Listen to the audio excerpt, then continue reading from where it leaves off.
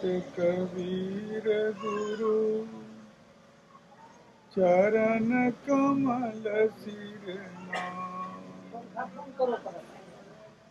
जासु ज्ञान रवि करण कर भ्रमतम देत न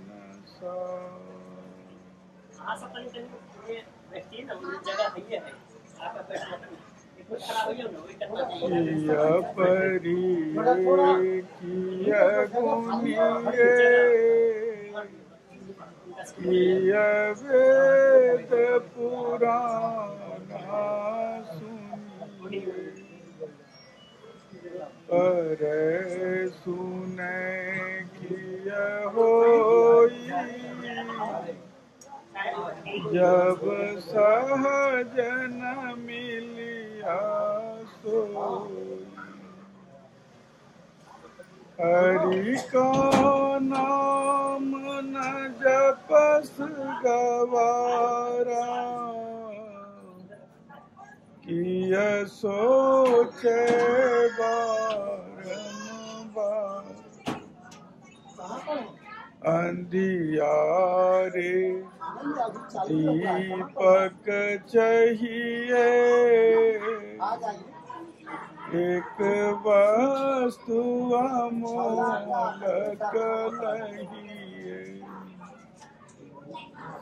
एक वस्तु अमोलक पाई घट दीपक रहिया कहू कबीर मन मानिया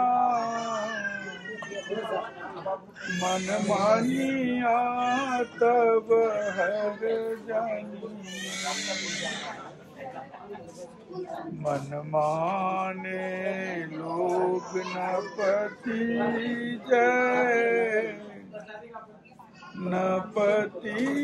जय तऊ किया की जय।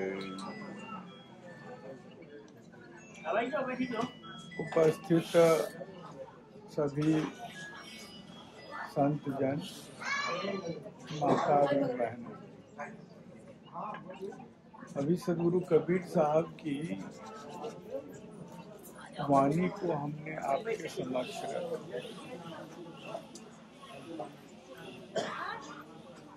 कहते हैं कि किया पढ़िए किया गुनिए किया वेद पुराण सुनिए। जहाँ कहीं भी आप जाएंगे तो लोग कहते हैं कि धर्म ग्रंथ का अध्ययन करना चाहिए, पढ़ना चाहिए।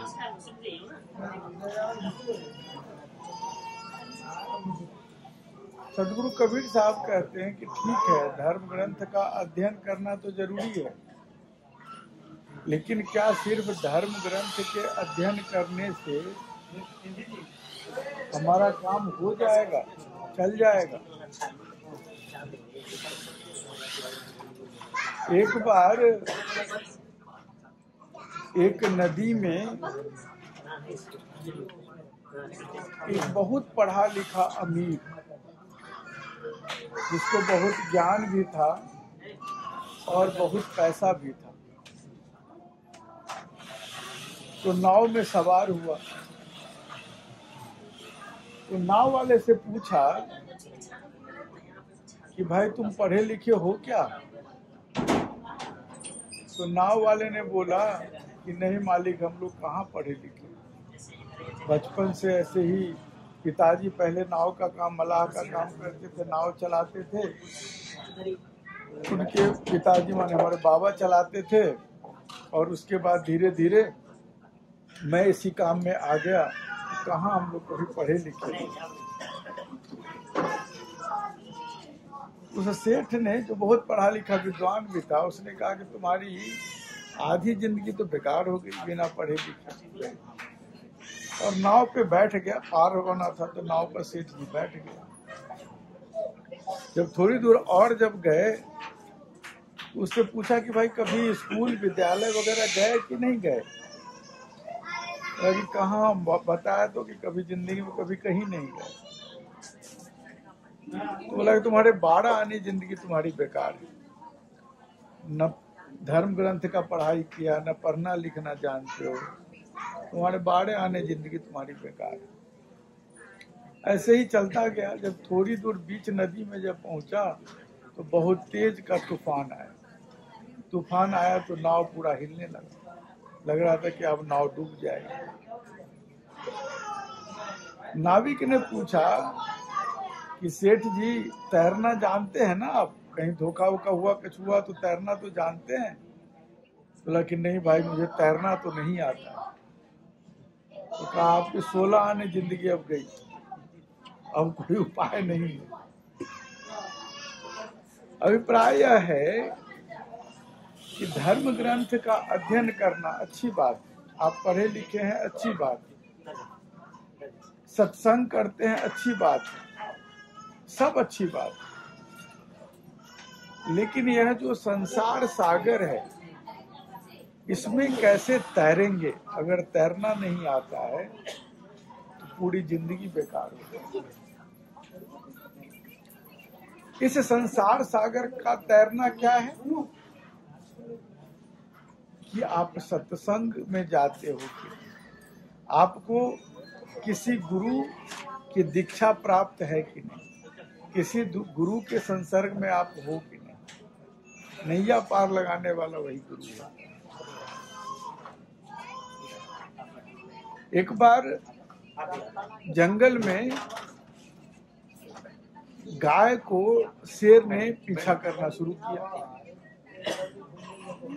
तो करते करते गाय भाग रही थी शेर से बच के, लेकिन दोनों को पता नहीं चला। आगे जाकर क्या हुआ कि एक दलदल था, दलदल जिसमें क्या होता है कि ऊपर से आपको लगेगा कि ऐसे ही है, लेकिन जैसे कोई उसमें जाता है तो वो धंसता चला जाता है।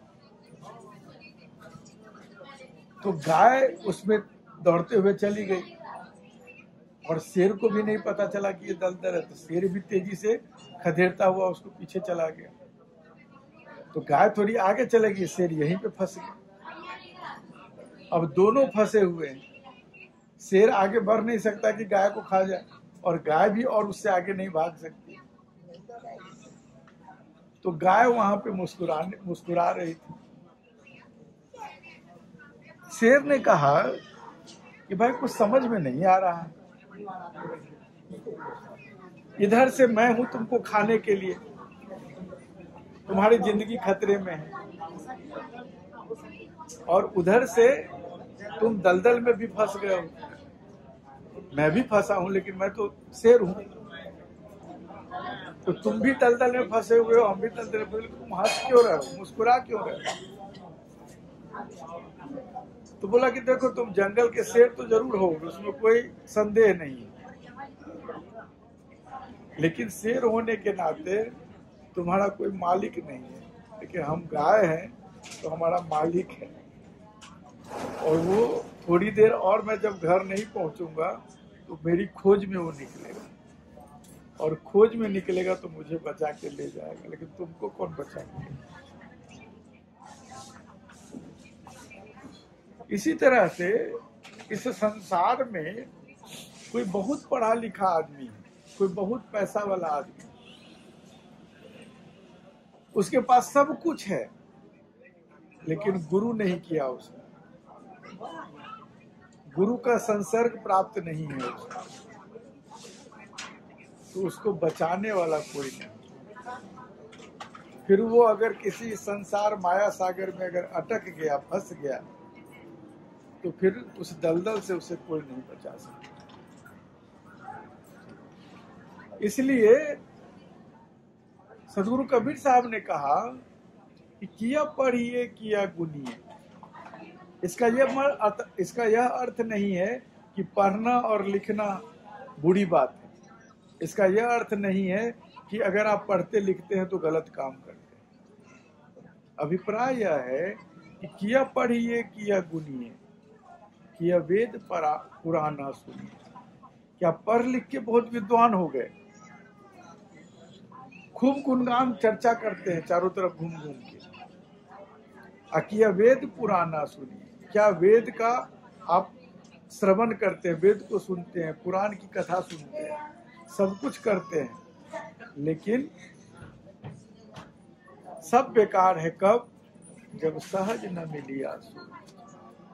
वह जो प्रभु परमात्मा है, वह जो सहज है, जो सबको उपलब्ध है।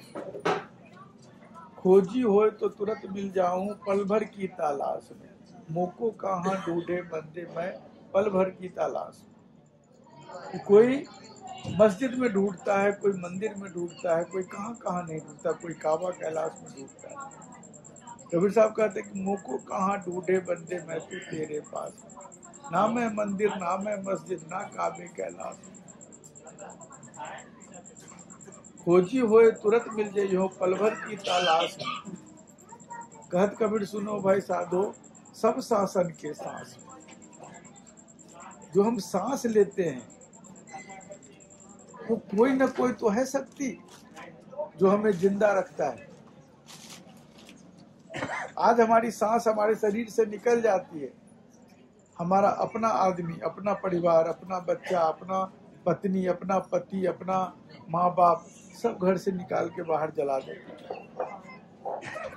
सिर्फ सांस की बदौलत हमें सारी इज्जत और सब कुछ प्राप्त है।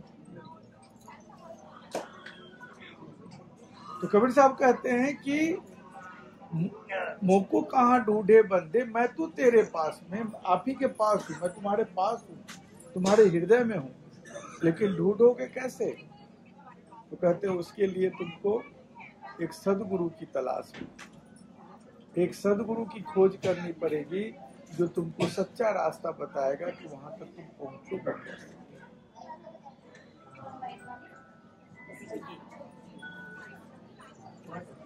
पिछली बार गुरुदेव ने भी कथा बताई थी, फिर से मैं दोहराना चाहता हूं कि गुरु की आवश्यकता क्यों है। कई लोग, एक बार मैं गया था धनबाद में, सत्संग चल रहा था, एक सज्जन आए शास्त्रार्थ करने के लिए। तो उन्होंने कहा कि हमें गुरु करने की क्या आवश्यकता है, जो भी चीज आप लोग बताते हैं वो तो रामायण है, गीता है, महाभारत है, वेद है, पुराण है, बीजक है, गुरु ग्रंथ साहब है, जितने भी ग्रंथ है, कुरान है, बाइबल में, सब में तो लिखा हुआ है। तो उसी बात को तो आप बताते हैं, तो फिर गुरु करने की क्या आवश्यकता है? ये चीज तो हम खुद भी पढ़ लेंगे और जान जाएंगे।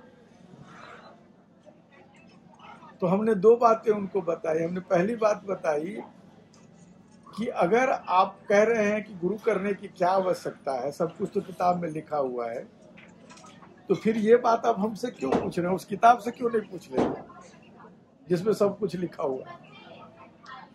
तो ये जो आपको जरूरत महसूस हुई कि किताब में सब कुछ लिखा हुआ है, तो आप क्यों हम गुरु करें, ये बात एक कोई जिंदा गुरु बता सकता है कि आपको क्यों जरूरत है। तो सबसे पहली बात तो वह हो गई कि हमारे मन में अगर किताब ग्रंथ के रहते हुए भी अगर प्रश्न है, तो इसका मतलब है कि हमें गुरु की जरूरत है। दूसरी कथा है कि एक बहुत बड़ा सेठ था, जिन्होंने, उनके गुरु थे। एक बार उनके जो गुरु जी थे बराबर आया करते थे सेठ के यहाँ। जब एक बार उधर से गुजर रहे थे तो अचानक से उनको याद आई कि यहाँ हमारा जो शिष्य रहते थे सेठ, वो यहीं पे रहते थे। उनके घर की तरफ देखा तो घर की हालत बदहाल, अच्छा स्थिति नहीं था घर की। तो वहां पे कुछ बच्चे सब खेल रहे थे। उस बच्चे से पूछा कि भाई ये यहाँ के एक सेठ रहा करते थे, उस सेठ कहाँ गए? सेठ का घर था। बोले घर तो यही है। बोले सेठ कहाँ गए? बोले सेठ की तो मृत्यु हो गई, पिछले साल ही चले गए। तो बोले तुम कौन हो? तो बोला मैं उसी सेठ का बेटा हूँ। तो पूरा फटी पुरानी गंजी और पैजामा पहने हुआ था। तो बोला कि तुम्हारी ये हालत कैसे हो गई? तो कहा कि मुझे गलत संगत में मैं पड़ गया, जुआ खेलना, ये सब जितने भी बुरी आदतें थी सब उस आदत में पड़ गया, और जितना धन था सब हमारा बर्बाद हो गया, लूट गया। बोला कितना भी धन तुम्हारा लूट गया, लेकिन तुम्हारे पिताजी तो बहुत बड़े सेठ थे, तो देखा नहीं बहुत सारे लोगों को पैसा उसा दिया होगा, लोगों को कर्जा दिया होगा, वो पैसा तो होगा कहीं खाता वही पे लिखा हुआ। तो बोला कि सारा खाता वही देख लिया, जितना पैसा था सब लोगों से ले लिया, वो सब भी खत्म हो। बोला अब कहीं कुछ नहीं है। बोला नहीं, खाता वही में जितना लिखा हुआ था सब ले लिया, सिर्फ एक जगह लिखा हुआ है कि पुत्र को अगर धन का दरकार हो तो महल के मस्तूल पर बहुत सारा धन रखा, महल की नोक पर बहुत सारा धन रखा। बोला कि महल का मस्तूल पर खुजवाया नहीं, वहां पर ढूंढवाया नहीं। बोला कितनी बार लोगों को भेज दिया, इतनी बार खाली कर दिया, कुछ नहीं हुआ। बोला खाता बही दिखाओ जरा। तो गुरु को खाता बही लाके दिखाया उसने। तो गुरु ने कहा कि देखो खाता बही तो देख लिया हमने, बहुत सारा धन है इसमें, लेकिन इस धन को मैं अभी नहीं बताऊंगा, तुमको इसके लिए हमारे साथ कम से कम 1 साल रहना पड़ेगा, और जब हम ये देख लेंगे कि तुम्हारी आदत सही हो गई है, अब तुम बुरी आदतों को तुमने छोड़ दिया है, तब इस धन का पता बताऊंगा। मंजूर है तो बताओ। अब मरता क्या नहीं करता, उसकी तो हालत खराब थी, कहीं कुछ 1 पैसा नहीं था, और सब देख चुका था कि जुआ खेलना और ये सब करके क्या स्थिति होती है। तो गुरु जी को कहा कि हाँ तैयार है गुरु महाराज, चलिए हम आपके साथ रहेंगे। तो गुरु महाराज के साथ आया, उन्हीं के आश्रम में रहने लगा। ठीक 1 साल के बाद गुरु महाराज आए वहां पर उसके घर के पास, और एक जगह पर अपने लोगों को बोला कि यहाँ पे कुदाल से इसको जगह को खोदो। तो जगह को खोदा तो वहां पे बहुत सारा सोना चांदी धन दौलत से पड़ा हुआ है, निकाल के बहुत खुश हो गया। लेकिन इसकी संस्कार तो ठीक हो गए थे, तो खुश होकर उसने बोला कि ठीक से आप रहेंगे। लेकिन उस सेठ के बेटे ने पूछा कि गुरुजी, इस खाता बही को तो कितनी बार हमने देखा, बट यहाँ पे महल तो वहां पे है, मस्तूल वहां पे है, आपने यहाँ खुदवा दिया और यहाँ पे धन निकला, इसका राज समझ में नहीं आया। तो गुरुजी ने बोला कि आओ समझाता हूँ राज। तो उसके पिताजी सेठ ने क्या किया था कि खाता बही में लिख दिया था कि पुत्र को अगर धन का दरकार हो तो महल के मस्तूल पे बहुत सारा धन रखा है, नीचे में दस्तखत किया हुआ था और समय लिखा हुआ था और डेट लिखा हुआ था, तारीख लिख दी। तो इसका मतलब ये था कि उस तारीख को उस समय में महल की मस्तूल की जहां छाया पड़ती है वहां पे बहुत सारा धन रखा हुआ। लेकिन ये रहस्य किनको समझ में आया?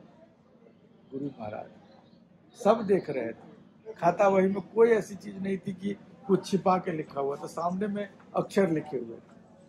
लेकिन इसका जो मर्म है, इसका जो भेद है, वो भेद सदगुरु को पता चलता है और सदगुरु ही बता सकते।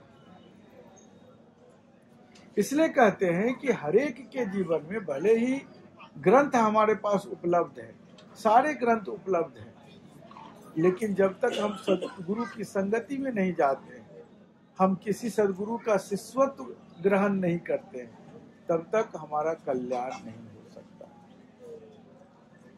तो कबीर साहब ने कहा कि किया पढ़िए, किया गुनिए, किया वेद पुराण ना सुनिए, पढ़े सुने किया होई, जब सहज न मिलिया सोई।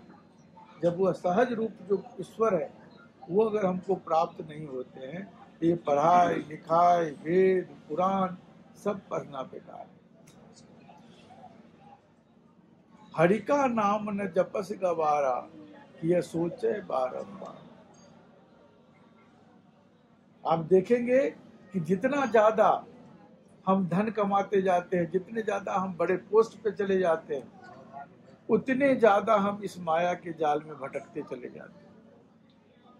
कोई पोस्ट को लेकर फिर कोई धन को अपना बढ़ाने की कोशिश करता है, कोई अपनी प्रॉपर्टी को चाहता है कि और हम कितना बढ़ा सकते हैं। तो ये दलदल में हम फंसते चले जाते हैं।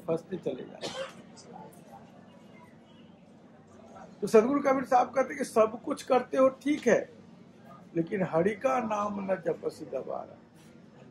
अगर भगवान का नाम स्मरण नहीं करते हो तो क्या बार बार सोचते हो, क्या इस संसार के बारे में चिंतन करते हो? इससे तुम्हारा भला होने वाला नहीं। जब जब आप देखेंगे कि बहुत समय में हम जब कभी विपत्ति में पड़ते हैं, बहुत कोई बीमारी हो जाती है हमें, तो हम डॉक्टर के पास जाते हैं इलाज करने के लिए। डॉक्टर को भी आप देखेंगे इलाज करेगा और कहेगा कि भाई साहब मैं अपना काम कर रहा हूँ, मुझे जितना नॉलेज है वो मैं कर रहा हूँ, बाकी ईश्वर की इच्छा, बाकी भगवान की इच्छा। इसका अर्थ है कि आप कितना भी पढ़ लिख लीजिए, डॉक्टर बन जाइए, इंजीनियर बन जाइए, कुछ भी बन जाइए, लेकिन वह जो भगवान की सत्ता है, वह जो शक्ति है, उसके सामने में सब है। तो जब हम सब द्वार से हार कर उन्हीं के शरण में जाते हैं, तो पहले से ही उन्हीं के शरण में क्यों न चले जाए? कहते हैं कबीर साहब ने कहा कि सुख में सुमिरन सब करे, दुख में सुमिरन सब करे, सुख में करे न कोई, और जो सुख में सुमिरन करे तो दुख काहे को। तो जब हम विपत्ति में पड़ते हैं तब हम गुरु की शरण में जाते हैं, तब हमें भगवान की याद आती है। और जब हम सुखी होते हैं, जब हम सब तरह से संपन्न रहते हैं, बाल बच्चा परिवार कमाई सब कुछ ठीक ठाक चल रहा होता है, उस समय हम गुरु को भूल जाते हैं, उस समय हम भगवान को भूल जाते हैं। फिर जब विपत्ति आती है फिर से याद आ जाती है। अरे भाई, जब आप खुशहाल रहते हो, जब आप सुखी रहते हो, उसी समय में उस ईश्वर की आराधना, उस सदगुरु की शरण में क्यों नहीं जाते? बार बार सत्संग में क्यों नहीं जाते? अब दूसरा इसका एक और अर्थ है। कई बार हमारे मन में भ्रांति बैठ जाती है कि हम अगर गुरु की सेवा करेंगे या सत्संग में जाएंगे तो हमारे ऊपर किसी भी तरह की विपत्ति नहीं आएगी। इसके दो अर्थ हैं। एक अर्थ है कि सचमुच अगर हम ईश्वर की शरण में जाते हैं, सदगुरु की शरण में जाते हैं, तो जो विपत्ति आने वाली होती है हमारे ऊपर, वो टल जाता है। यह तो एक बात है ही। दूसरी बात यह है कि यह जीवन है, इस जीवन में जो विपत्ति आती है, जब हम सत्संग में जाते हैं तो हमारी सोच अलग होती है। जब हमारी सोच अलग होती है तो वो विपत्ति हमको विपत्ति नहीं लगता है, हमें लगता है कि कुछ एक बीच में व्यवधान आया है जिसको हम खत्म कर लेंगे और फिर से आगे बढ़ जाएंगे। अपने ही सत्संग यही की अपने ही सत्संग मंडली की ही मैं बात बता रहा हूँ।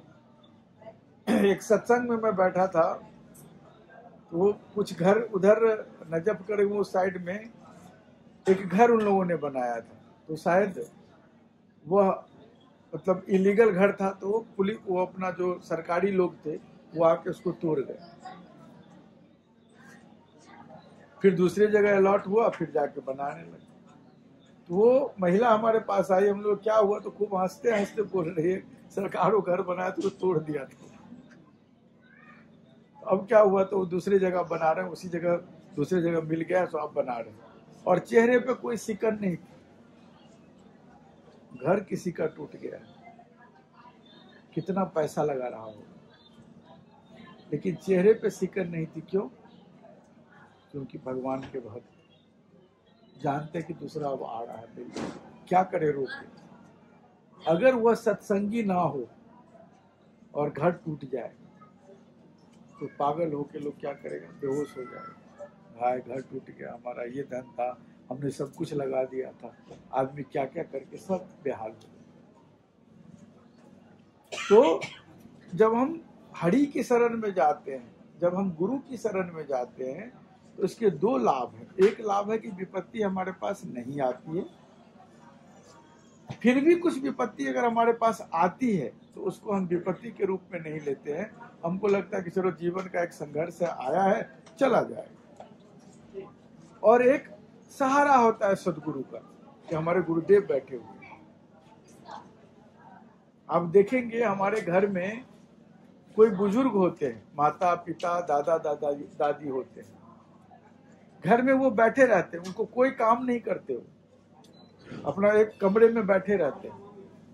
लेकिन वो किसी कारण से अगर 5-10 दिन के लिए बाहर चले जाए या संसार को छोड़ के चले जाए तो अचानक से हमारा घर सूना लगने लगता है। हमें महसूस होने लगता है कि अरे रहते थे, कुछ करते नहीं थे वो, लेकिन सिर्फ उनका मौजूद होना, सिर्फ उनकी जो उपस्थिति होती थी हमारे घर में, उससे हमें बहुत बल मिलता है। इस बल का अनुभव हमें कब होता है? जब वो चले जाते हैं। इसी तरह से जब सदगुरु की हम किसी सदगुरु के शिष्य होते हैं तो भले ही सब काम हम खुद कर लें, सारी व्यवस्था हम ही कर लें, लेकिन अगर हम किसी सदगुरु के शिष्य होते हैं तो एक मन में बल बना होता है कि हमारे गुरुदेव, हमारे सदगुरुदेव, और यह बल इस संसार सागर को पार करने के लिए बहुत बड़ी शक्ति होती है।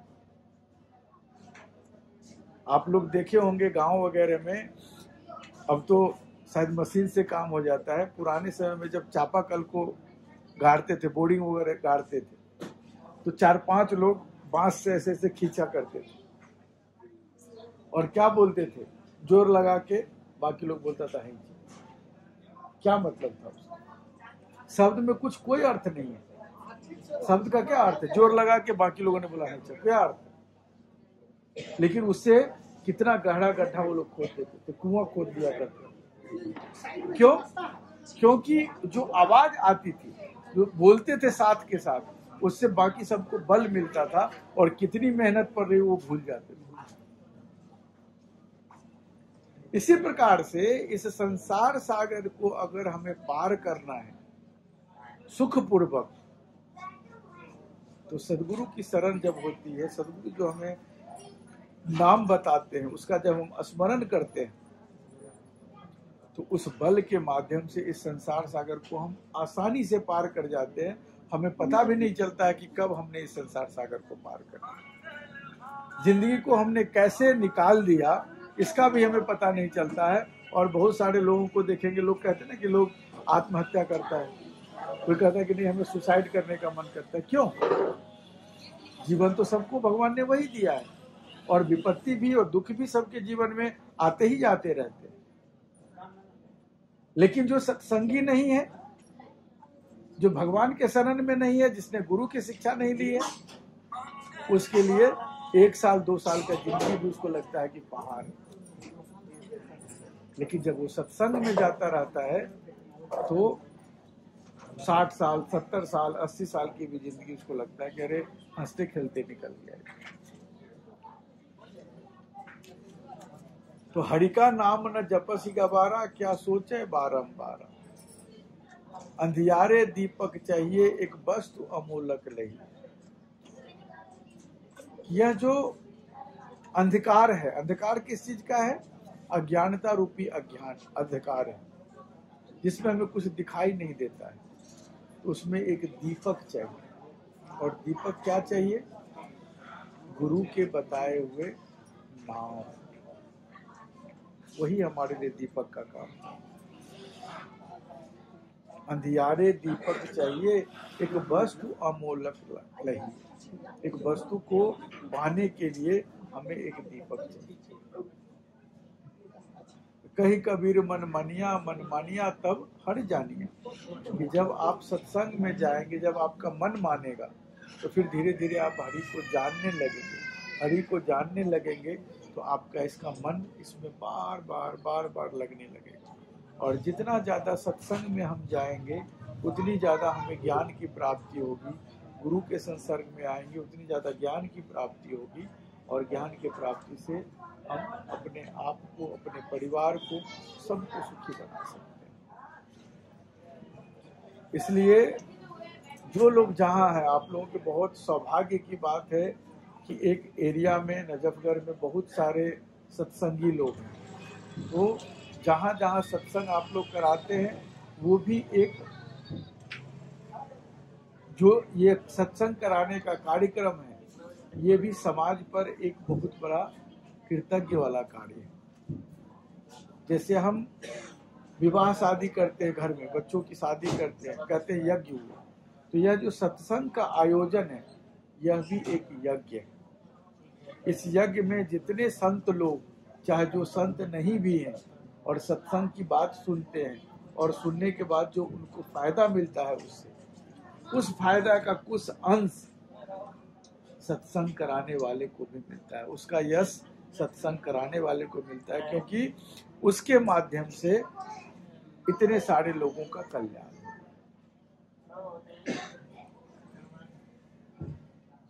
तो हम लोग जितने यहाँ पे उपस्थित हैं, सब लोग हर समय में यह प्रण लिया करें, हर समय में एक प्रतिज्ञा करें कि दो चीज हमें करना है। पहला कि अगर किसी ने गुरु नहीं बनाया, किसी के कहीं के कोई शिष्य नहीं है, तो सबसे पहला काम कि हमें शिष्यत्व ग्रहण करना है, गुरु सदगुरु की शरण में जाना है। और सदगुरु की शरण में अगर हम हैं, तो दूसरा काम है कि नित्य प्रति उठकर सुबह में 5 मिनट 7 मिनट उस शांति पूर्वक उस गुरु के, सदगुरु के रूप को, जीवित रूप को अपने हृदय में धारण करके कि हमारे जिंदा गुरु को देखते हुए और मन ही मन पुकारिए, ओ करके पुकारिए। साथ में एक चीज का जरूर ध्यान रखिए कि खान पान की बड़ी आवश्यकता है। उस पर विचार अगर हम नहीं करते हैं, तो हमारा मन, हमारा भोजन, कहते हैं कि जैसा भोजन कीजिए वैसा ही मन हो, और जैसा पानी पीजिए वैसी वाणी हो। तो जिस तरह का हम भोजन करते हैं, देखेंगे कोई आदमी मसालेदार भोजन करके आता है, बहुत गरिष्ठ भोजन करता है, कोई मांसाहार भोजन करके आता है, देखेंगे उसका मन अक्सक अक्सक करता रहा। जैसा पानी पी लीजिए, पानी का अर्थ क्या है यहाँ पर? पानी से अर्थ है कोई शराब पी ले, पानी है, शराब पिएगा तो क्या होगा? वैसी वाणी हो। उसको देखेंगे कि जैसे तैसे उसका मन जो है इधर उधर भटक रहा है, बोली लड़खड़ा रही है, कुछ से कुछ बोल रहा है। तो जैसा भोजन कीजिए वैसा वाणी होय, जैसा भोजन कीजिए वैसा ही मन होय, और जैसा पानी पीजिए वैसा वाणी हो। तो कबीर साहब ने कहा है कि मांस भखे और मद पिए, वेश्या सो धन खाए, जुआ खेल चोरी करे, अंत समूला जाए। कि 5 चीज की मनाही है। मांस भखे और मद पिए, हिंसा करके जीव का जो मांस भक्षण करते, किसी भी जीव का मांस है, बकरी है, गाय है, भैंस है, मछली है, कुछ भी है, तो मांस भक्षण अगर करते हैं तो वो मनाही है। मांस भखे और मद पिए, किसी भी तरह का नशा करते हैं। नशा में आप देखेंगे अक्सर हमारे यहाँ लोग नशा का अर्थ शराब से लेते हैं। हम तंबाकू खाते हैं, वो भी नशा है। चाय हम पीते हैं, उसमें भी निकोटीन पाया जाता है, निकोटीन भी नशा है। लेकिन सबसे जरूरत चीज क्या है, यह जानने की जरूरत है। कई बार लोग कहते हैं चाय पिएंगे तो क्या हो गया, इसमें कौन सी, हम तो शुरू से पीते आ रहे हैं, नहीं कुछ होता है। कॉफी पी लेंगे तो क्या हो गया, थोड़ा तंबाकू खा लेंगे तो क्या हो गया। तो सबसे पहले एक थोड़ा सा संक्षेप में आपको बताना चाह रहा हूं कि यह चाय, कॉफी, शराब या जो तंबाकू हम खाते हैं, ये हमारे शरीर को, मन को करता क्या है। तो आप देखेंगे कि जैसे हम बैठे होते हैं या लेटे होते हैं, हमारे पैर पर कोई चींटी काटता है, तो 1 सेकंड लगता है जो हमारे दिमाग को खबर पहुंच जाती है कि किसी ने चींटी काटा, और तुरंत हमारा दिमाग क्या करता है, उसको हमारे हाथ को बताता है किसी ने चींटी काटी है, तुरंत हाथ से इसको हटाओ। ये कितनी देर में होता है? मुश्किल से 1 सेकंड। क्यों होता है? विज्ञान में आप पढ़ेंगे तो उसमें रिवर्स मोटर सिस्टम कहते हैं और रिफ्लेक्स मोटर सिस्टम कहते हैं। इसका क्या काम होता है? 2 सिस्टम होता है। जब कोई आदमी हमें यहाँ पे चींटी काटता है तो तुरंत हमारी जो नर्वस सिस्टम है, नर्व, वो हमारे दिमाग को तुरंत खबर देता है कि किसी ने काटा। दिमाग तुरंत हमारे हाथ को या जो भी पार्ट है उसको खबर देता है कि वहां पे एक्शन लो। अब सवाल उठता है कि यह खबर कैसे पहुंचता है? कोई हमारा नस ABCD तो नहीं जानता, OI तो नहीं जानता है। तो एक साइंस में उसका कोड होता है जिसके माध्यम से खबर पहुंचती है। और यह जो हमारा शरीर और दिमाग के बीच, ब्रेन के बीच में एक जगह होती है जो पानी की तरह से भरा हुआ होता है, जिसको साइनोवियल फ्लूइड बोलते हैं। उसका क्या काम होता है कि यह तरंग बन के खबर को पहुंचाता है हमारे ब्रेन तक, लेकिन ब्रेन तक वह दिमाग तक सीधा सीधी बात नहीं जाती। उस पानी को जाकर, जो यहाँ पानी होता है, उस पानी को जाकर थोड़ा हिलाता है। तो वो जब हिलाता है तो उसको डिकोड करता है कि क्या कहना चाह रहा है, तो वो बताता है ब्रेन को। फिर ब्रेन हमारा वहां से खबर भेजता है, फिर वो पानी में हिलता है, वो खबर देता है यहाँ पे। ये सारी चीज इतनी बड़ी घटना होती है सेकेंड में। तो आप देखेंगे कि जब हमारे पैर कट जाते हैं, घाव हो जाता है, तो डॉक्टर क्या लिखता है? पेन किलर, पैरासीटामोल खाइए, या खाइए वो खाइए। वो क्या करता है पैरासीटामोल? पेन किलर क्या करता है? वह जो लिक्विड है, वह जो पानी हमारे ब्रेन के पास है, जो खबर देता है, उसको वो शून्य कर देता है। जब यहां से खबर जाती है तो वो बेहोश पड़ा हुआ, उसको पता ही नहीं कि क्या खबर आ रहा है। तो उसका नाम लोग देते हैं कि पेन किलर, माने दर्द को खत्म करता है। वो दर्द को नहीं खत्म कर रहा है, दर्द आपके पैर में हो ही रहा है। जब तक वो घाव है दर्द तो रहेगा, लेकिन इस दर्द के खबर को हमारे मस्तिष्क तक नहीं पहुंच दे रहा, वो बताने ही नहीं दे रहा है कि तुमको दर्द हो रहा है। समझ में आई बात? ठीक यही काम जितने भी नशा है, चाहे वो तंबाकू है, चाहे वो चाय है, चाहे वो कॉफी है, चाहे शराब है, भांग है, जितना भी नशा है, उस सब नशे का यही काम है कि वो जाके उस ब्रेन में जहां जो खबर पहुंचती है उसको वो डिसबैलेंस कर देता है, बेहोश कर देता है। तो हम कहते हैं ना कि चाय पीने के बाद थोड़ा फ्रेश हो गया मन, अब थकान दूर हो गई। तो थकान आपकी दूर नहीं हुई है, अब थकान महसूस नहीं हो रहा, ब्रेन तक खबर नहीं जाने दे रहा है कि तुम थके हुए। लेकिन इसका नुकसान क्या है कि जब बार बार हम उस चीज को करते, जैसे पेन किलर, डॉक्टर कहते हैं ना कि बार बार नहीं खाओ। क्यों? क्योंकि जब पेन किलर बार बार आप खाते तो धीरे धीरे वो जगह अपने आप शून्य हो जाएगी, फिर वो उसका लेवल डाउन हो जाता है। तो इसी तरह से जब हम चाय कॉफी पीते हैं तो चाय कॉफी में भी यही चीज होने लगती है कि बार बार जब हम चाय कॉफी पीते हैं, सिगरेट पीते हैं, तंबाकू पीते हैं, खाते हैं, तो वो हमारे ब्रेन को धीरे धीरे शून्य कर देता है। तो हमारे सोचने की शक्ति उतनी तेज नहीं होती। फिर आप भगवान के भजन में आप लगेंगे और बेहोश रहेंगे, तो ध्यान नहीं लगा पाएंगे। तो मांस भखे और मधु पिए, वेश्या सो धन खाए। व्यभिचार नहीं करना, व्यभिचार करेंगे मन इधर उधर भटका रहेगा, भगवान की भक्ति नहीं कर सकते। मांस भखे और मधु पिए, वेश्या सो धन खाए, जुआ खेल चोरी करे।